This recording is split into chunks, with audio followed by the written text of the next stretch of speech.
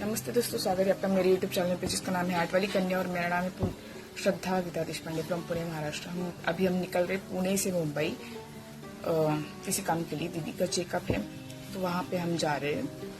मैं, पापा और दीदी जा रहे हैं। तो आप बताओ मेरा आउटफिट कैसा है। मेरे पीछे ये बैग है, मैं हूँ, मेरा छोटा बैग है।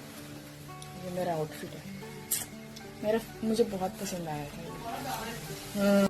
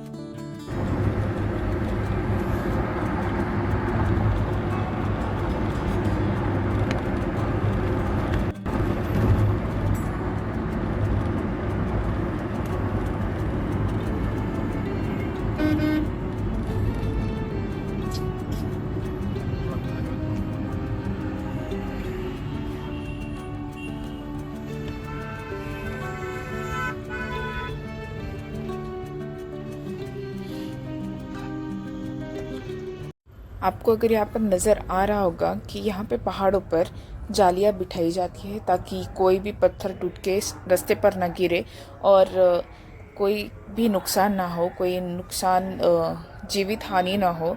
जीवित हानि मतलब मनुष्य को कोई तकलीफ़ ना हो।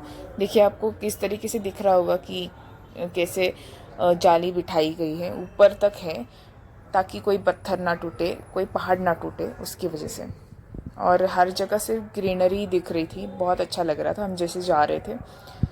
तो मुझे तो आपको पता है ग्रीनरी दिखी तो मैं वैसे भी फ़ोन निकाल के बैठ जाती हूँ कि बहुत अच्छा लग रहा है। ऐसा लग रहा था कई कई पहाड़ों पर कि चॉकलेट के पहाड़ है और उसके ऊपर सारे पेड़ लगे हुए हैं, और बहुत ही अच्छा मौसम था। कभी धूप, कभी बारिश, कभी छाया, ऐसे था। तो वो सफ़र भी बहुत अच्छा रहा। फिर कई कई जगह पे लोनावाला खंडाला में तो ऐसे बादल भरे थे कई कई जगह पे, और कई कई जगह पे पूरा आसमान खुला था। तो ऐसा लग रहा था कि क्या हो रहा है भाई, ये कौन सा सीज़न चल रहा है। तो हम सारे सीज़न्स को लेके और सारे सीज़न्स को महसूस करके आनंद उठा रहे थे और जा रहे थे मुंबई के लिए। आप एंजॉय करिए आगे के सारे क्लिप्स और सारे वीडियोस और सारा व्लॉग। Stay tune.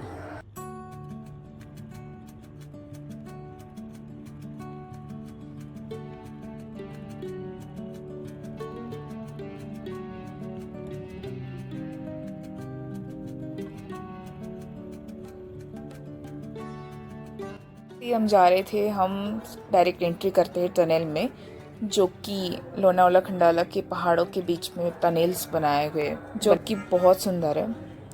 बीच थोड़े थोड़े छोटे भी है, थोड़े बड़े भी हैं। और उसके बाद बाहर आने के बाद ये जो नज़ारे दिखे ना मुझे, पहाड़ बहुत सारे हैं पर ऊंचे नहीं है, इतने ज़्यादा ऊंचे नहीं है जैसे उत्तराखंड में होते हैं वैसे ऊंचे नहीं है।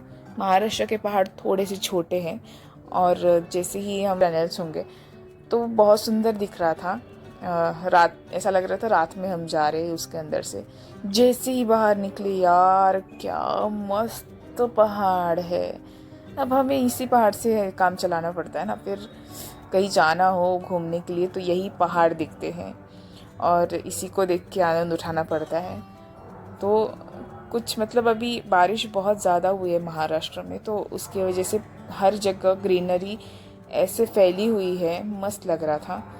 तो ये सफ़र भी अच्छा रहा। जैसे ही हम आगे बढ़ते हैं तो आपको ये जो पहाड़ दिख रहे हैं ना, वो है अटल सेतु को बनाने के लिए काटे हुए पहाड़, मतलब तोड़े हुए पहाड़, जो कि बहुत बड़ा है वो अटल सेतु।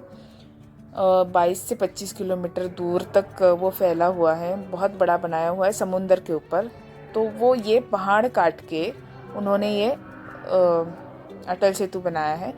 तो पहाड़ भी इतने सुंदर लग रहे थे ना। इसमें से एक पहाड़ मुझे बहुत पसंद है, जिसपे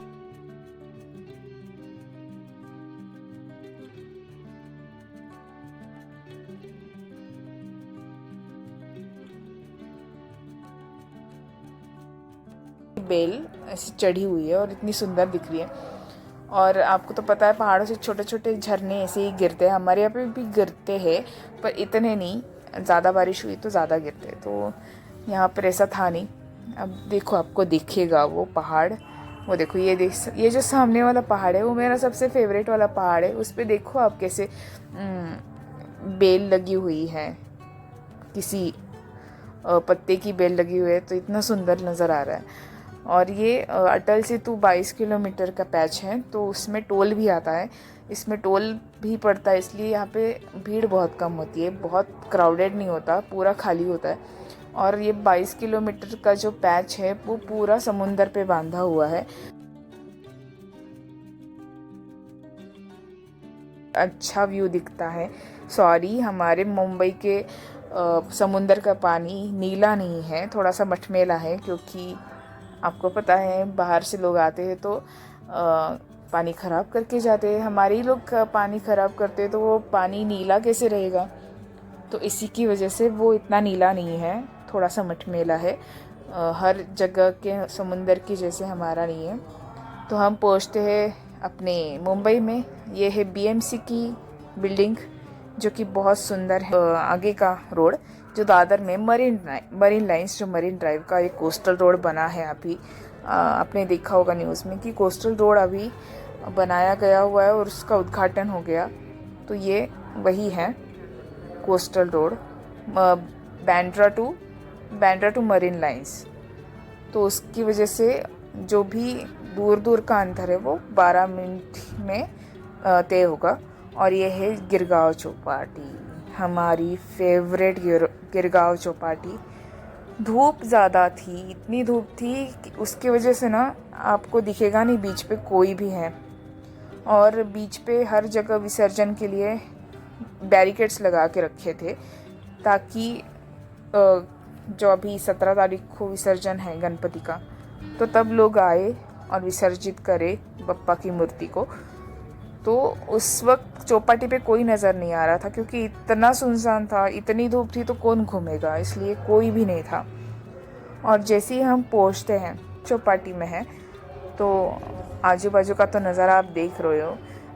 रास्ते भी बहुत क्लीन है, एक भी गड्ढा नहीं है, सब कुछ साफ़ सुथरा है। और बीच, आपको अगर मरीन लाइन्स आना होगा ना, तो आपको मैंने पहले भी ब्लॉग में बताया था कि मरीन लाइन्स को देखना है तो आई लेवल का ही समुंदर आपको दिखेगा, आपको ऐसे नीचे नहीं दिखेगा, आपके आई लेवल पे ही दिखेगा, इतना सुंदर नज़ारा होता है। और गिरगांव चौपाटी तो हमारी फेवरेट हो चुकी है, जब से हम सैफी हॉस्पिटल में थे तब से लेकर अब तक वो हमारी फेवरेट रही है। और गिरगांव का पूरा बीच और वो समंदर, फर्स्ट लव जैसे कि कभी देखा ही ना हो, ऐसा हमने वो नज़ारा देखा, बहुत ही अच्छा लग रहा था। क्योंकि हमेशा ये कहा जाता है कि बीच में समंदर है और बाजू में इतनी बड़ी मुंबई और इतने सारे बिल्डिंग्स है, पर आज तक जितने भी तूफान आए उसने कभी भी मुंबई का बाल भी बांका नहीं करा, कभी भी किसी को नुकसान नहीं पहुंचाया, कभी भी किसी को तकलीफ़ नहीं दी। अगर ऐसा होता है तो वो अलग बात होगी, जब हमारी दुनिया ख़त्म हो जाएगी तब अलग बात होगी। पर ये अभी तक, मतलब हाजी अली दरगाह भी पूरे समंदर में है, उसका रास्ता भी समंदर से जाता है, निकलता भी वहाँ से है। तो कभी भी इस समंदर ने अपने मुंबई को कभी कोई तकलीफ़ नहीं दी, आप सोचो।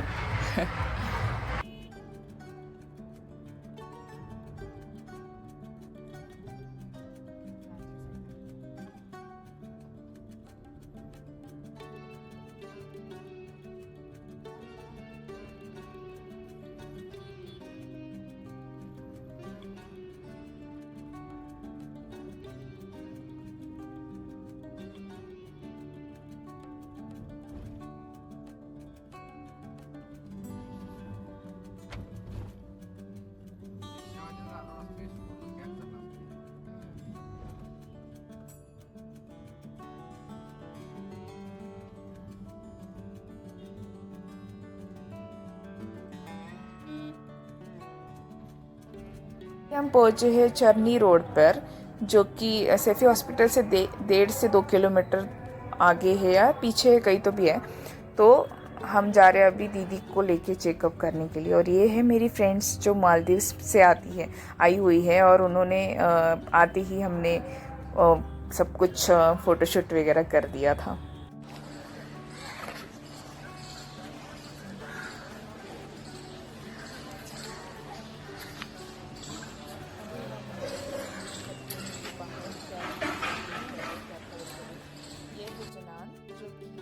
आयशा की छोटी बहन है, मैंने उसको बोला से हाय इसमें ब्लॉगिंग कर रही हूँ, मुझे ज़रा सपोर्ट करो। और ये दोनों गर्ल्स जो कि बहुत क्यूट है, उनको भी बोला हाय बोल दो मेरी ब्लॉगिंग में, तो उन्होंने भी हाय बोल दिया। और ये सब कुछ जो आप देख रहे हो ये बहुत ही पुरानी बिल्डिंग्स हैं, बहुत अंग्रेज़ों के टाइम में बांधी हुई है, तो बहुत ही सुंदर नज़र आ रही थी। बीच गली में इतने बड़े बड़े घर हैं। और ये जो आप देख रहे हो मंगेशकर हॉस्पिटल है, मतलब क्लिनिक है उनका, डॉक्टर का। तो अभी हम वेट कर रहे हैं। और ये है मोहम्मद सैफान जी, जो कि आयशा के दोस्त हैं, बेस्ट फ्रेंड है, हमारे भी दोस्त हैं। तो उनको भी बोला ज़रा हाय कर दो, मैं ब्लॉगिंग कर रही हूँ। तो हम वेट कर रहे थे अपनी कैब आ रही थी। बहुत, मतलब वो क्राउडेड एरिया है, बहुत ही अच्छा है। और मैं बीच में से कुछ क्लिप्स क्लिक कर रही थी, कुछ चल रहा था, इन दोनों की गप्पे लग रही थी, ये अपने फ़ोन में बिजी थी। मोहम्मद सैफान जी वेट कर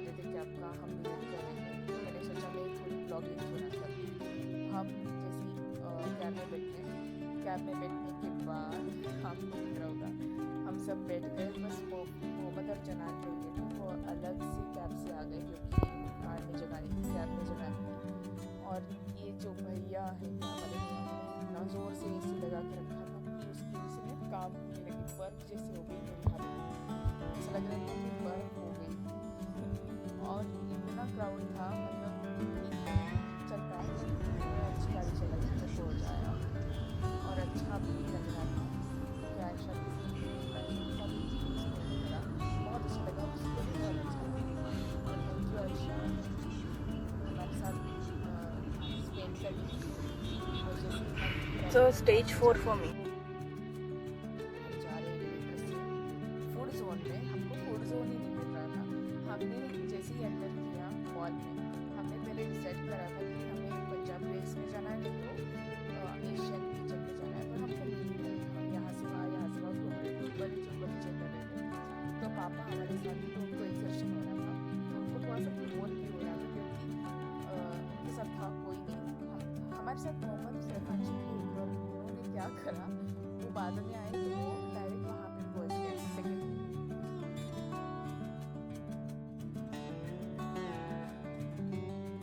थर्ड फ्लोर पे ये फूड जोन है, तो वो डायरेक्ट वहाँ पे पहुँच गए। तो उन्होंने कहा आप वहाँ पर आओ, हम आपको वहीं पे मिलेंगे। तो ये हुआ और हम दो तीन बार ऊपर नीचे कर रहे थे, एलिवेटर था इसलिए अच्छा हुआ। फिर वो आगे जा रही थी, देख रही थी, कॉल कर रही थी कि भाई है कहाँ पर ये दोनों। तो हम ऐसे ही जा रहे थे, पापा मेरे साथ थे, ये दोनों एक साथ थी, और जनान मोहम्मद जी एक साथ में थे। तो मैंने बोला इसको कि तुम यहीं रुको, मैं जाके देख के आती हूँ वहाँ पर है या नहीं, पर वो कहीं नज़र नहीं आए। तो उन्होंने बोला कि आप आ जाओ नीचे, हम नीचे की साइड में हैं, नीचे की तरफ हैं, तो हम आपको वहीं पे मिलते हैं, हम आपको वहीं पे मिलते हैं। और मैंने हर जगह देखा, वो कहीं नहीं मिले। और फिर बाद में हमने फिर थोड़ा सा हम थक चुके थे क्योंकि हम 9 बजे से निकले थे बाहर वैसे की वैसे। और मेरी जो बैग थी ना बहुत ज़्यादा हेवी थी, पता नहीं कैसे हेवी हो गई। और बातों में क्या हुआ ना, बातों में मैंने आयशा का स्केच बनाया था और उसको देना था, मैं साथ में लेके भी आई थी, पर पता नहीं क्या हो गया, बातों में मैं भूल गई कि मुझे उसे देना है। और पूरा दिन हमने स्पेंड कर दिया, पर हमें समझ में ही नहीं आया कि भाई मुझे कुछ देना था। अगर आपको मेरा ये ब्लॉग पसंद आए तो लाइक करिए, शेयर करिए और कमेंट करिए। मैं मिलती हूँ आपसे अगले नए ब्लॉग में, पार्ट 2 में। Thanks for watching, stay tuned with me.